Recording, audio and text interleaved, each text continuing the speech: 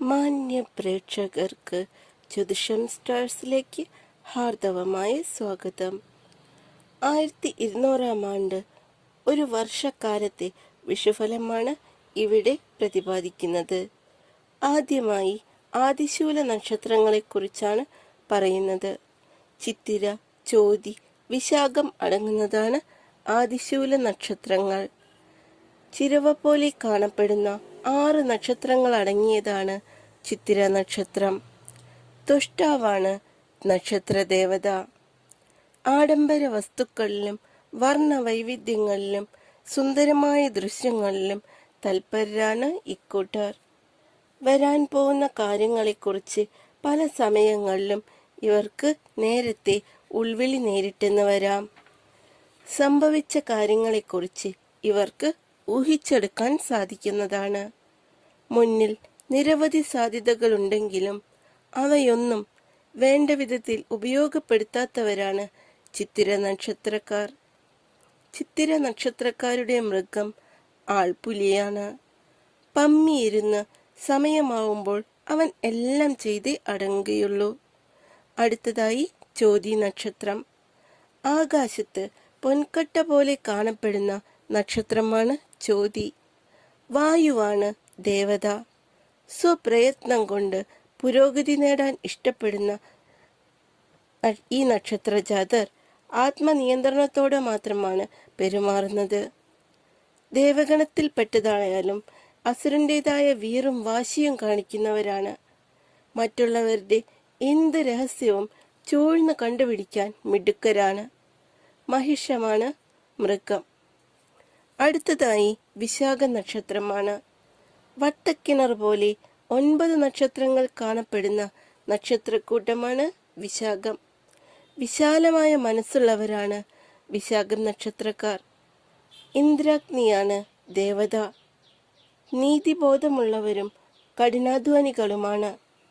ഏത് കാര്യവും ഉള്ളിലൊതുക്കി പമ്മിയിരുന്ന് കാര്യം സാധിച്ച ശേഷം മാത്രം അടങ്ങുന്നവരാണ്.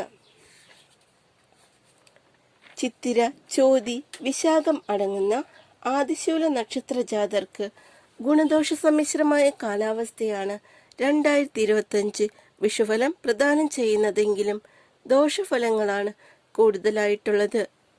വിദ്യാർത്ഥികൾക്ക് പഠനത്തിൽ അലസത, മടി എന്നിവയോ ഉന്നത പഠനത്തിന് ചേരുന്നതിന് തടസ്സമോ നേരിട്ടെന്ന് വരാം. കമിതാക്കൾ പ്രണയം വളരെ ശ്രദ്ധയോടുകൂടി മാത്രം മുന്നോട്ട് കൊണ്ടുപോവേണ്ടതാണ്. വിവാഹാലോചനകൾ നടത്തുന്നവർ ശ്രദ്ധാപൂർവം നല്ല വൈവാഹിക ബന്ധങ്ങൾ തിരഞ്ഞെടുക്കേണ്ടതാണ്. ദാമ്പത്യ ബന്ധത്തിൽ അസ്വാരസ്യങ്ങൾ ഉടലെടുക്കാൻ സാധ്യതയുള്ളതിനാൽ ദമ്പതികൾ വാക്കുകളിൽ മിതത്വം പാലിക്കുകയും പ്രവൃത്തികളിൽ ശ്രദ്ധിക്കുകയും ചെയ്യേണ്ടതാണ്. അസുഖങ്ങൾ വരാൻ സാധ്യതയുള്ളതിനാൽ ചെറിയ അസുഖം വരുമ്പോൾ തന്നെ അതതിൻ്റെ വിദഗ്ധരെ കണ്ട് യഥാവിധി പ്രതിവിധി തേടേണ്ടതാണ്. ആപത്ത് വരാൻ സാധ്യതയുള്ളതിനാൽ വാഹനം ഓടിക്കുമ്പോഴും യാത്ര ചെയ്യുമ്പോഴും മുൻകരുതൽ സ്വീകരിക്കേണ്ടതാണ്. അപ്രതീക്ഷിതമായ ധനനഷ്ടം സംഭവിച്ചേക്കാം. വരവും ചെലവും തുല്യമായ അവസ്ഥയായിരിക്കും. പ്രതീക്ഷിക്കുന്ന കാര്യങ്ങൾ നടക്കാതെ വരുന്നത് മനക്ലേശമുണ്ടാക്കുന്നതിനാൽ മനഃശക്തി ആർജിക്കേണ്ടതാണ്. കർമ്മ മേഖലയിൽ അതീവ ജാഗ്രത പുലർത്തേണ്ടതാണ്.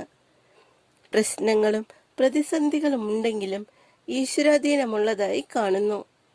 കുടുംബ പരദേവതാ പ്രീതിയും ബ്രഹ്മവിഷ്ണു മഹേശ്വര പ്രീതിയും വരുത്തുന്നത് ദോഷങ്ങൾ അകലാൻ ഉത്തമമാണ്. ഓരോ മാസവും ജനിച്ച നാൾ വരുന്ന ദിവസം നവഗ്രഹ ക്ഷേത്രത്തിൽ അർച്ചന നടത്തേണ്ടതാണ്.